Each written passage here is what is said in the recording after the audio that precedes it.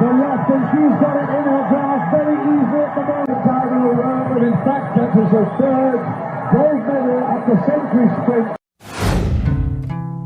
Sa edad nga 57, na maalam rin ang Asia's fastest woman kay Philippine track legend nga si Lydia De Vega.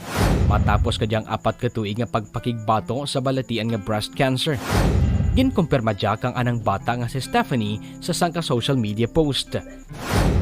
Suno kay Stephanie, nagtaliwan ang anang nanay katong Agosto 10 samtang ginabulong sa Makati Medical Center. Dugang na, regyerin tilad sa mayan nga estado si De Vega kag nagpangabay kang pagpangamuyo para sa anakadya katapusan nga kapahuwayan.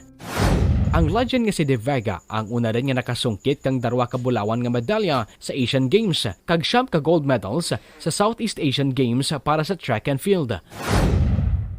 4 man ka Asian Athletics Championships ang anang naangken katong 1983 kag 1987. Ginrepresentar naman ang pungsod sa 1984 Los Angeles kag 1988 Seoul Olympics.